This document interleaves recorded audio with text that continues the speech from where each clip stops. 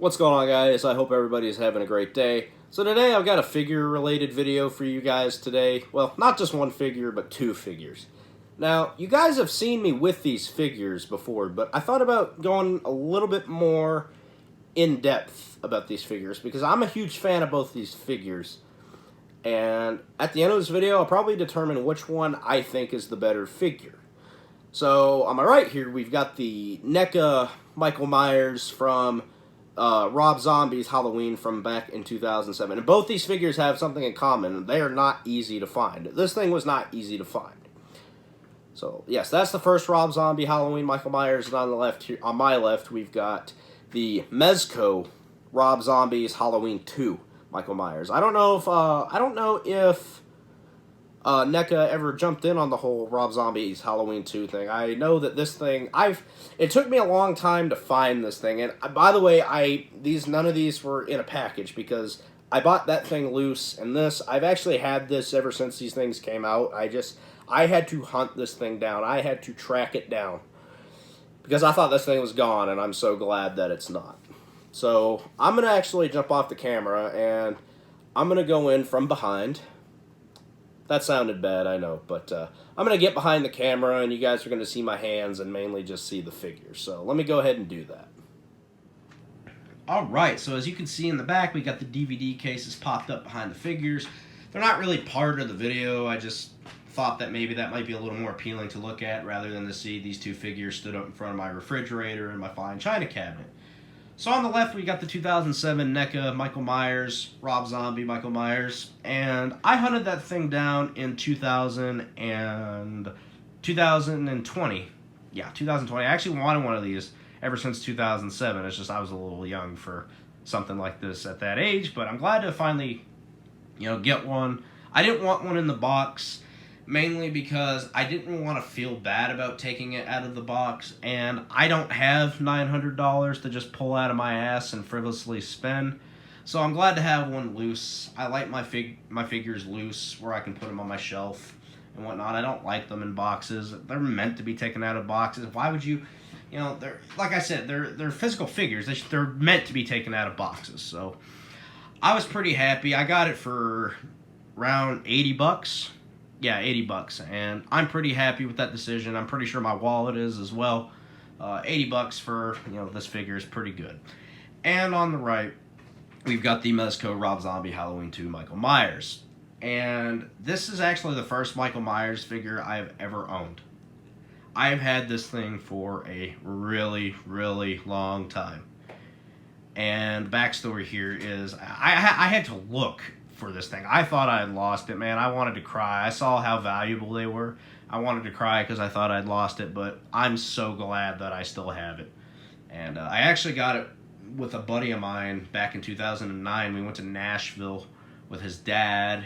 We stopped at this comic book store that sold like comic books and figurines and whatnot. We saw these, and at that time, we were like die hard into Michael Myers. We wanted everything Michael Myers.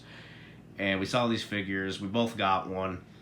And I think, that was in 2009. And that was my best friend growing up. We actually saw Rob Zombie's Halloween 2 in theaters together, me, him, and his dad. And, we probably shouldn't have been at a movie like that, but we all loved the movie. And, you know what, I wouldn't trade in those memories for anything. So, looking at this figure, the first Halloween figure. So we've got Michael Myers here. He's got his traditional look. It comes with the Judith Meyer tombstone. It comes with alternate Michael Myers mask. This is the one he had in the insane asylum. I'm really not a big fan of this one. I prefer the more traditional Halloween Michael Myers look. And it also comes with this little knife here. Correct me if I'm wrong, but I think that's the knife that Michael Myers used to kill Ken Faree. There's a scene in the movie where Michael Myers interrupts Ken Faree's Joe Grizzly. He's in there destroying the bathroom, and Michael Myers interrupts because he has to go too. And obviously Michael's needs are more important than Joe Grizzly's, but they get into a big fight, and I think Joe Grizzly's the one that pulls this thing out and tries to stab Michael, but that ends up backfiring and resulting in Michael's victory. But yeah, I prefer the traditional butcher knife, which as you see here, the butcher knife is really... It looks like Michael Myers has just been filleting people with it for hours. I'm going to take it out of his hand here, if I can get it out. Let me use both hands here. We're going to take a little look at the knife. It's going to fight me a little bit here. But, yeah, this... it looks like he has had a good time with this blade, this knife. It's pretty gungy looking. That's not... Yeah, this is probably a better view. Yeah, it's pretty gungy looking. It's, yeah, it looks like Michael Myers has really, really had his idea of fun with this thing, and I'm sure it probably ended up with a lot of people paying miserably for it. But yeah, this is not a. If this was a real butcher knife, this was the last. I think this might be the last thing I'd want put inside my chest. So we're gonna give Michael his knife back before he gets upset with me.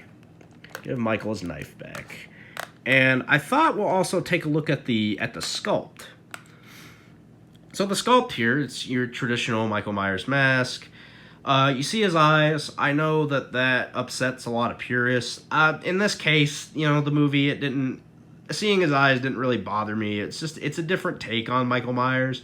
It's a more realistic take, and I'm able to separate this version of Michael Myers from that original John Carpenter version, and I'm a pretty big fan of this sculpt. It looks pretty accurate to the movie rather. There's the back, the hair. It looks about right. It's just there's a couple things about this that I notice that I think they should have. There's a couple things I've noticed. You're going to hear me talk about it with the Rob Zombie Halloween 2 figure, but yeah, big fan of the sculpt on the mask, though, nonetheless. I'll get into my issue with it when we get into the Rob Zombie Halloween 2, because you're going to notice some differences. And the coveralls, I mean, I don't know if these are just old coveralls that he picked up that Joe Grizzly was wearing, or that's actual blood on the coveralls. I'm not entirely sure, but yeah, he's got the greenish brownish. They're more brown than they are green, but yeah, this traditional Michael Myers coveralls. It looks really good. I think this is a good figure. There's one thing about it that is bothering me that I will get into when we pull out the Halloween 2 figure. That I actually love this next figure. So I decided to do this one handheld, and I don't know if you notice a difference already. That's Michael's beard sticking out underneath the mask. That alone wins. This is definitely the superior figure. I enjoyed Rob Zombie's Halloween 2 as a movie much more than I did Halloween 1. And I enjoy the figure much more than I do the Halloween 1 figure. The sculpt of the mask, I think, is 100% accurate to the mask in the movie. From the hair to the mask to the blood on the mask to everything. And this figure has articulation in its forearm. I don't know if you can see that, yeah. You can articulate its forearm. This one, you can't. So, I don't know what Michael Myers got going on in his left hand here. He's got really, really thick sausage fingers. And if you look close enough, you can see his toenails look all overgrown and whatnot. They look pretty nasty. That's just awesome detail that I noticed about this figure. Like I said, look at the size of those fingers, man. They're like they look like hot dogs or sausages or something. But it looks like he's grabbing some hair, like he is over there on the poster of the movie. He's grabbing some hair there. That's what it looks like he's doing here. The knife. The knife here is a lot bigger, and I much prefer the blood on this knife than I do to the Halloween 1 figure.